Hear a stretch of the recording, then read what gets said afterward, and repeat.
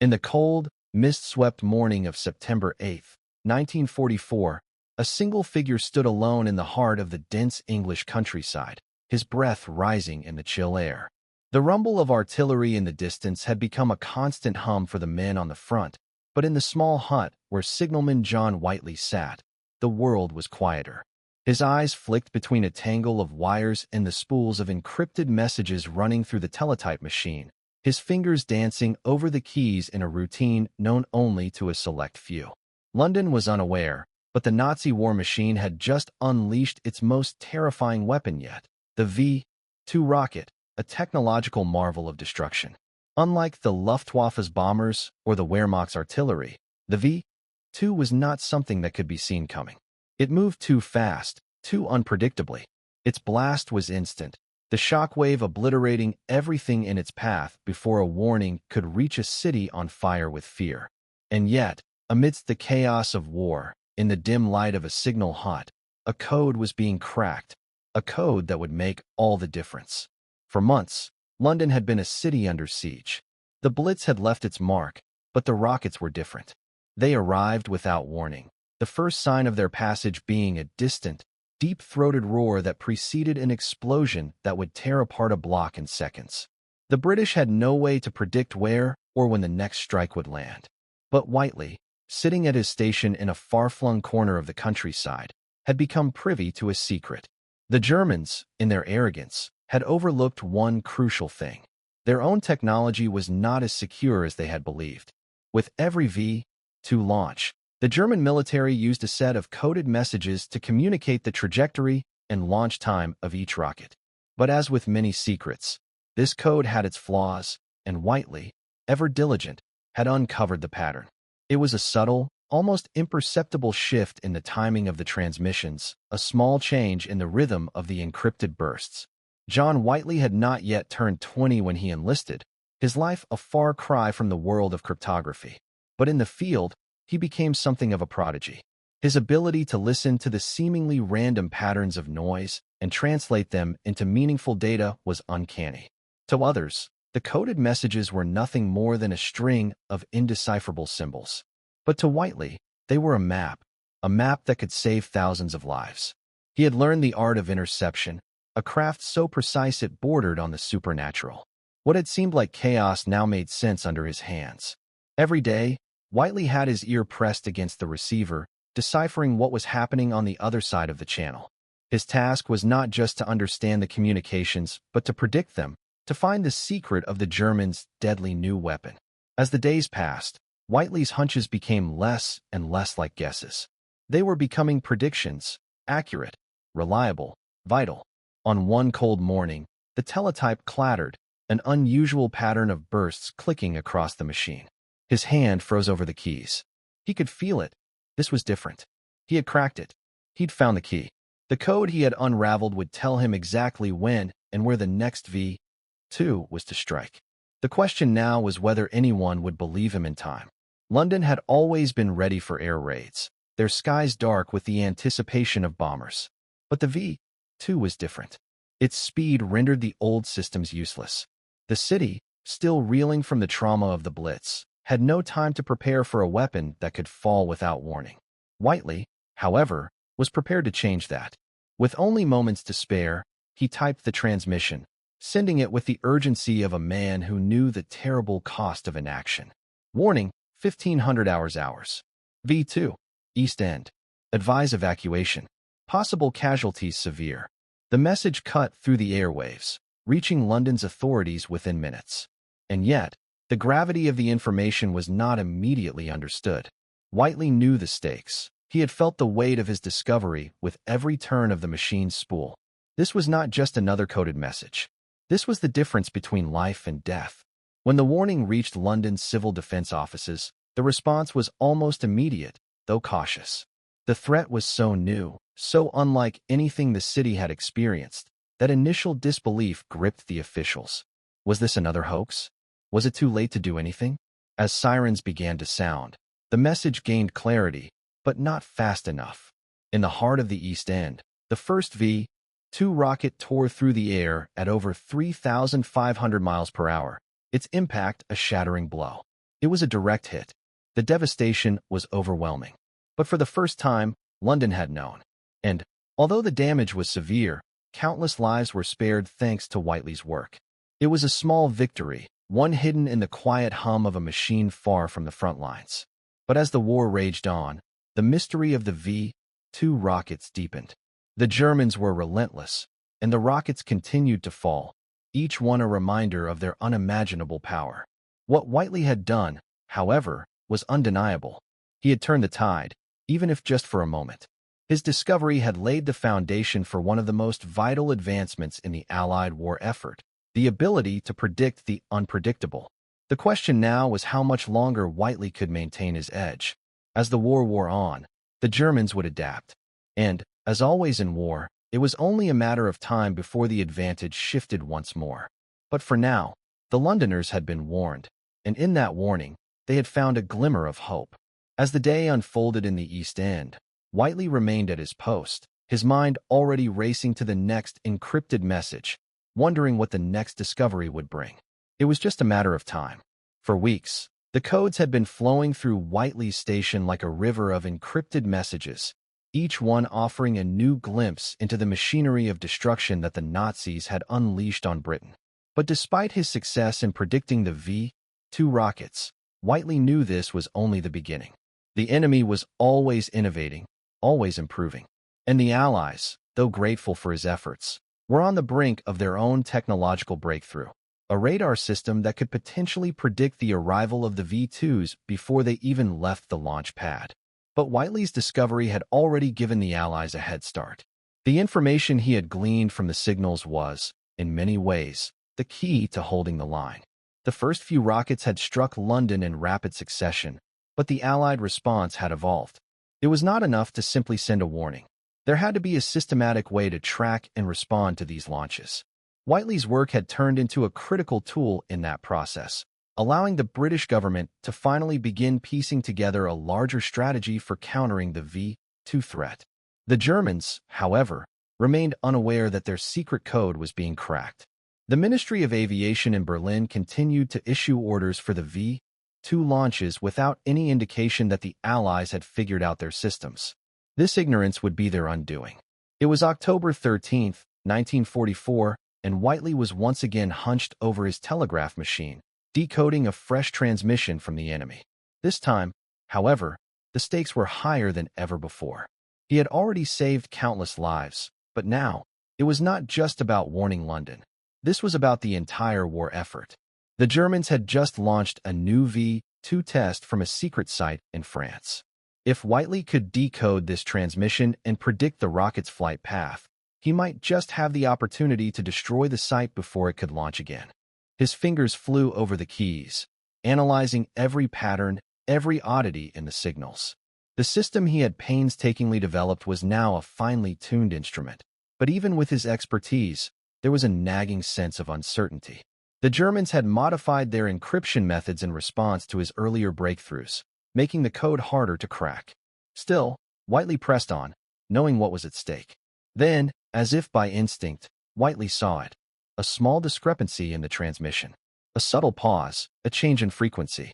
The V-2 was on the move again.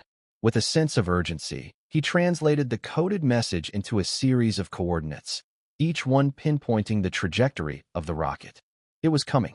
And this time, he had more than enough time to act. Whiteley sent the transmission to London. The message was precise, giving the authorities a few crucial minutes to prepare. The city, still shaken from the previous attacks, had grown more adept at responding to these rocket strikes. Civil defense teams scrambled to alert the population, and the military positioned anti-aircraft batteries to intercept the rocket's flight path. For the first time, the city was on the offensive. At the same time, the British bomber fleet, equipped with new radar-guided weapons, took to the skies. The target was clear, the launch site in France, which Whiteley had just pinpointed.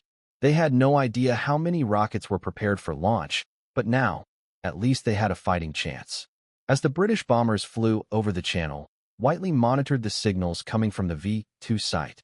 His pulse quickened as he saw the rocket in its final stages of preparation. It was moments away from ignition.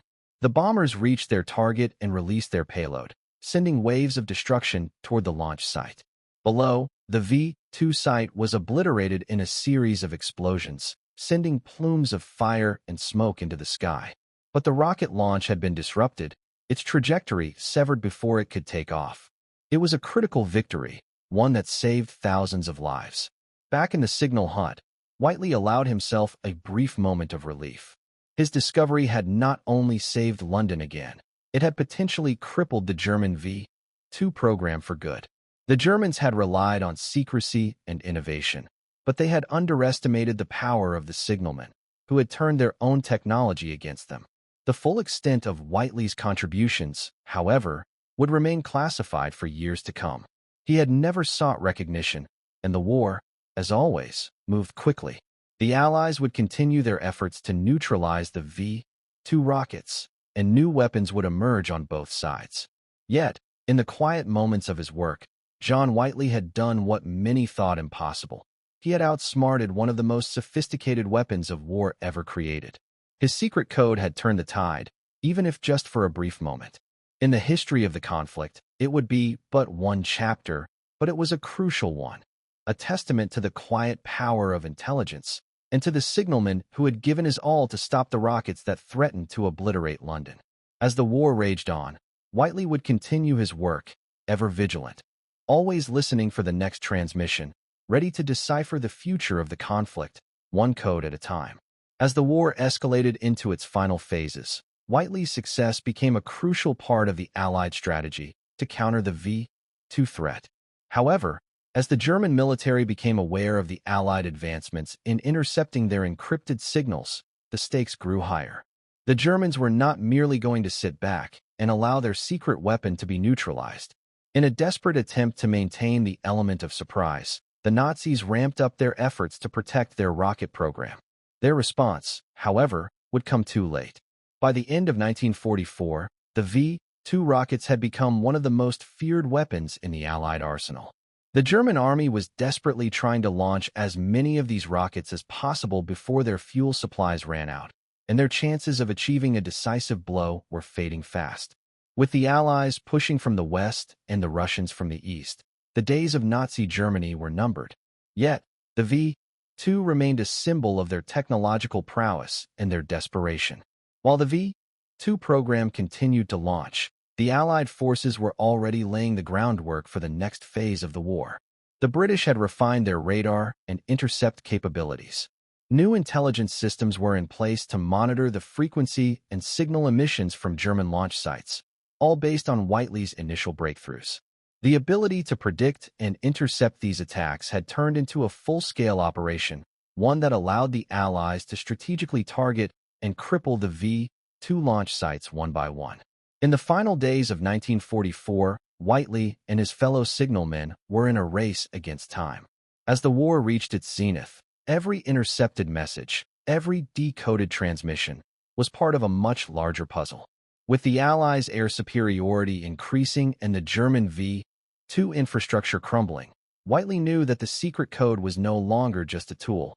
It was the key to ending the V-2 threat for good. On January 3, 1945, Whiteley intercepted an unprecedented transmission, one that signaled the launch of the final wave of V-2 rockets aimed at London. This time, the city had prepared extensively. The systems Whiteley had helped build, alongside the radar and intelligence apparatus, were ready to intercept and respond like never before. The timing of the warning was crucial, and for the first time in the war, London would not be caught off guard. The tension that had gripped the British public throughout the V-2 campaign was now replaced by a sense of cautious optimism. It had been months of misery and devastation, but now, thanks to Whiteley's efforts, the city stood a fighting chance. The sirens sounded in a rhythmic urgency, warning citizens to take cover, but there was no panic. The rocket strikes had become less of a mystery. London had learned how to fight back. Whiteley's prediction led to a precise, rapid response. The V-2 rockets were targeted by British fighters, which, aided by radar and the encrypted messages, managed to track and intercept several of the launch sites before the rockets could even be launched. The mission to neutralize the German threat was a resounding success. The attacks on London were halted for good. The final days of the war saw a shift in the dynamics of warfare itself. The work that Whiteley had done in cracking the V-2 code and alerting London had altered the course of history. As the war drew to a close in May 1945, the Allied victory was no longer just the result of military superiority. It was the product of innovation, intelligence, and the ability to outsmart an enemy at their most desperate. The psychological impact of Whiteley's success was immense. The morale of both the military and the civilians was boosted significantly. For months, London had been living in the shadow of the V-2 rockets, a weapon that seemed almost unbeatable. Whiteley's contributions had shattered that illusion, giving the people of London and the Allied forces a renewed sense of hope. The legacy of his actions, however, would not be fully recognized until many years later. The success of the V-2 countermeasures was not solely attributed to the efforts of the signalmen, but Whiteley's work was pivotal. The technical and strategic innovations that emerged from his codebreaking would serve as a foundation for future intelligence and communications technology. What had started as a simple decryption exercise would lead to a new era of warfare, one based on information and rapid response, a stark contrast to the destructive brute force of the early stages of the war. As the war concluded, Whiteley was quietly decommissioned, his name and efforts largely unknown to the public. His work had been classified, and while he had saved countless lives and played a pivotal role in the Allied victory, he would remain an unsung hero for many years. The true scale of his contribution to the defeat of the V-2 rockets would only be fully understood in hindsight, as historians and military experts pieced together the secret history of signalmen like him. Years later, Whiteley would reflect on the legacy of his work, the quiet, unassuming man who had fought not with guns or bombs, but with a simple machine and an understanding of code. He had turned the tide of war, not by engaging in direct combat, but by outsmarting an enemy that prided itself on its technological advantage. In the end, it was the most powerful weapon of all, information, that would make the difference. Whiteley's story, like many others, would become a footnote in the grand narrative of World War II.